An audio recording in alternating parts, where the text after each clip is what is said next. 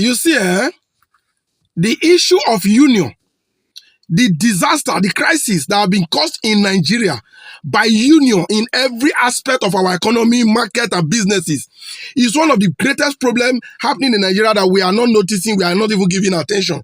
We don't even know it is actually there, where you have no right to sell things in the market according to your price, or you cannot sell what you want.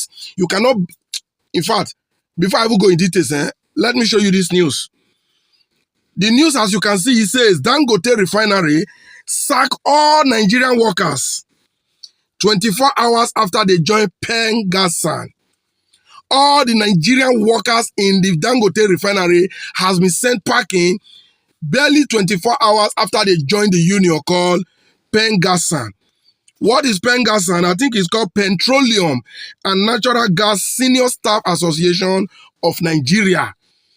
Why we workers working in a private firm join a union, join an association? Now, by joining the association, they were all accused of sabotaging different units of the refinery. Hence, they were sent home. I know some of us will say this Dangote is safe. Why you go sack Nigerians? You want to go bring foreigners?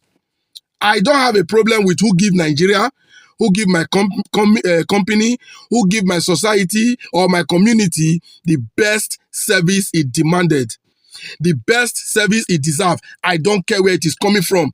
The other day when I learned that Dangote hired a foreigner as the MD of the refinery, I was like, he got a capable hands, most especially when the guy was an expert in the oil industry. I did talk about it.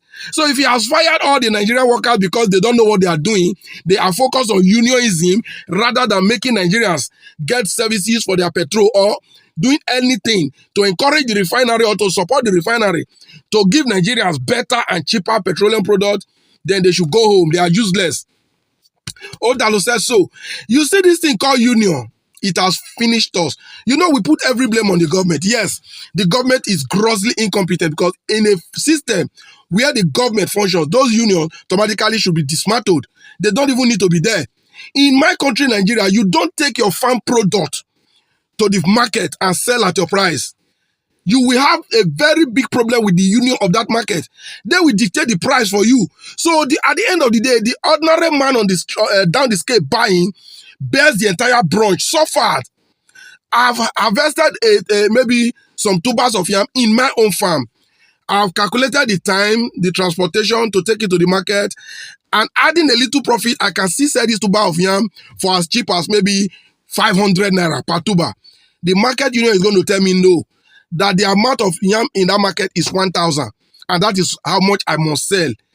Now, I may comply with them by force to make more money, but what about the man who is not a farmer, who cannot afford 1,000 naira, who don't have 1,000 naira to afford a tuber? That person suffers. And who is responsible for that? The union. So this union has been a problem, and I'm very aware, I'm very sure that those of you that live outside the shores of Nigeria will agree with me that it is not possible to have these stupid demons called union in the foreign markets. I've been in the Republic of Benin. I've been in Benin for over 3 years. I've been in Ghana for about a year or so. I've been to some other few countries.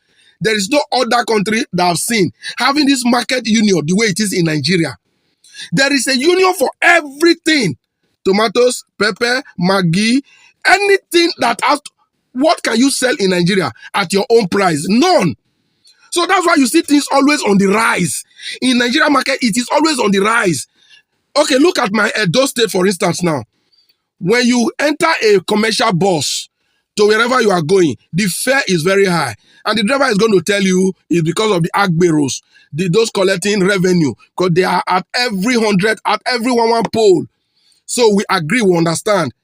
But for quite some time now, these people have been off the streets of Edo State. I can testify to that.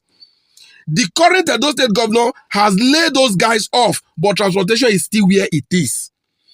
And I dare to confront one of the drivers and say, no Agbero collecting revenue from you guys now. Why is this transportation still here? They put it on road.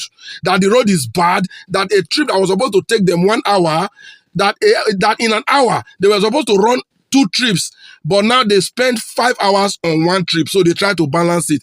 I also agree. That is why I say the government are always having an error on this. Because if the government have laid this revenue collector or this illegal revenue collector off the street and the roads are good, what would have been the excuse of that driver? I don't know. So in a nutshell, the country is just messed up because there are individuals that dictate for you how much things should be sold. How on earth does this make sense? How? And for those workers, those Nigerian workers that have been laid off, you go home and go and get yourself another job. Since it is union that concerns you, rubbish. Before you know now, you begin to control Dangote for petrol price. Fuel was 1,000 plus when Dangote came on board. Since then, it has been able to drop up to 900 naira. Dancing within 900 and thereabout. And you are introducing union. See, let those people just go. If anybody fought Dangote for it, then you are not a Nigerian. You don't live in Nigeria. You don't know what Nigerians face in the hand of these demons called union. So let me know what your thoughts and opinion are in the comment section. Meanwhile, help me share this video. See you again in my next video.